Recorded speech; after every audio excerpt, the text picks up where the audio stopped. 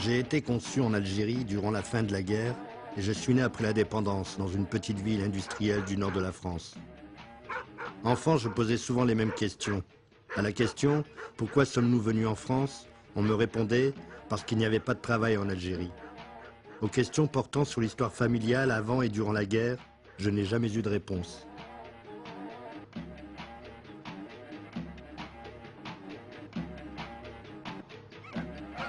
Je me souviens, dans les années 1970, de vives discussions sur la démocratie en Algérie opposaient sympathisants FLN et militants d'un parti dont on taisait le nom.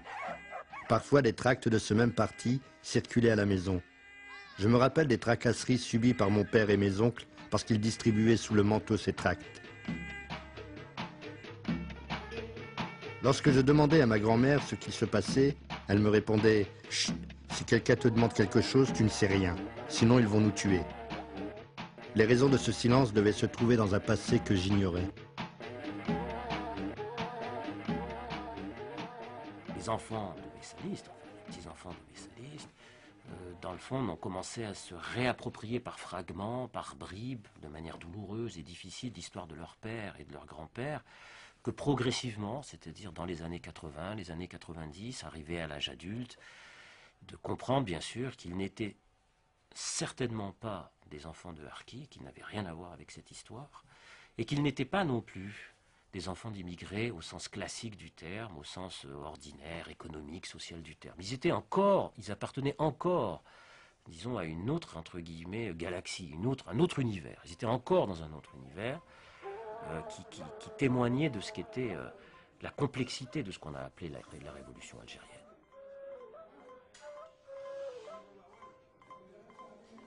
Au fil des années, c'est en discutant avec les anciens militants messalistes que j'allais découvrir la réalité d'une autre guerre d'Algérie. C'est en remontant aux origines du mouvement nationaliste algérien que j'ai finalement découvert pourquoi et comment une révolution avait été confisquée. Le premier mouvement patriotique algérien, ça a été l'étoile nord-africaine. Dire l'indépendance de l'Algérie, ça veut tout dire et ça veut rien dire. Parce que c'est énorme, l'indépendance de l'Algérie en 1926, imaginez. C'est le seul cas au monde où le nationalisme, où la structure nationaliste est forgée au cœur de la métropole coloniale. Parti à la recherche des fondateurs du mouvement nationaliste algérien, je n'ai trouvé que des sous-prolétaires expatriés. Loin de chez eux, ces travailleurs émigrés allaient découvrir l'usine, le syndicalisme, la grève, la solidarité ouvrière, mais également être les premiers à oser penser l'indépendance de leur pays. Mais en 1937, le Front populaire prononce la dissolution de l'étoile nord-africaine. Messali Hadj va alors fonder un nouveau parti, le PPA. Et le parti du peuple algérien a été déclaré à Paris le 11 mars 1937 par Messali Hadj et Filali Mbarak à Paris.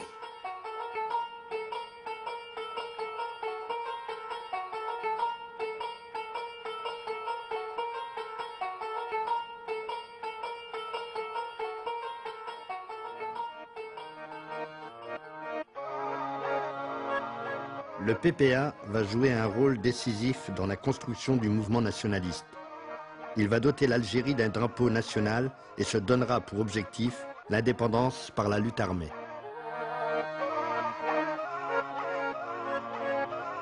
La première des choses à l'époque, c'était la terre au fallah. Pourquoi? Parce que le peuple algérien a été le pauvre, retrouvé sans terre, sans rien. Et ça a été une première revendication. Mais le problème, ce n'est pas seulement une terre au fallah, c'est un parlement algérien élu au suffrage universel, une constituante algérienne élue au suffrage universel, pas par des bénis oui-oui, mais par tout le peuple algérien.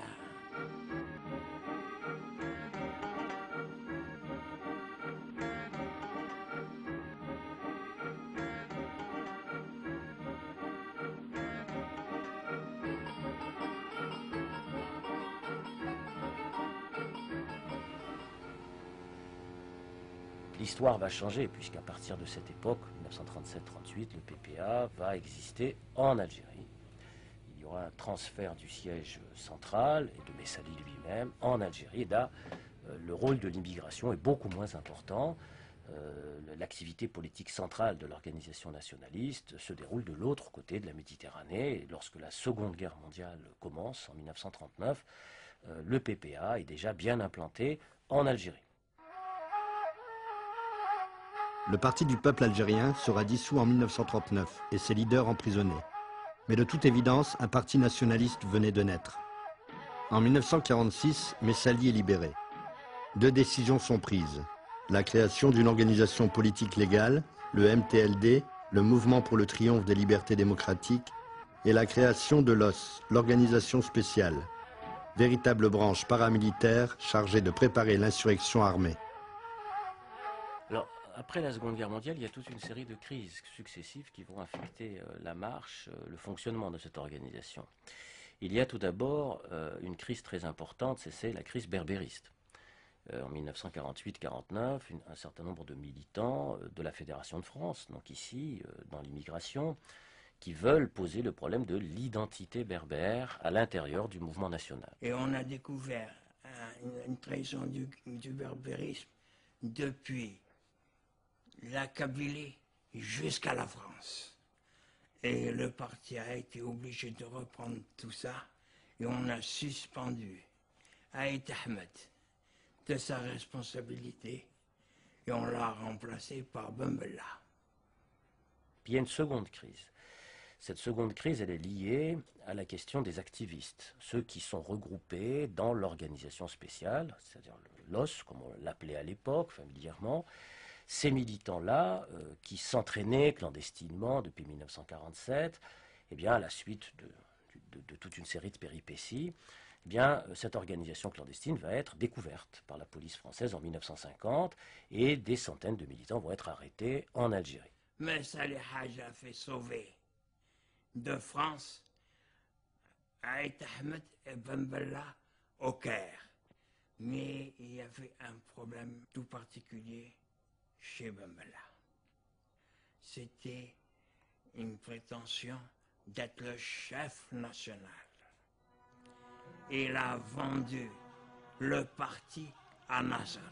Et Nasser parlait de ces petits Algériens.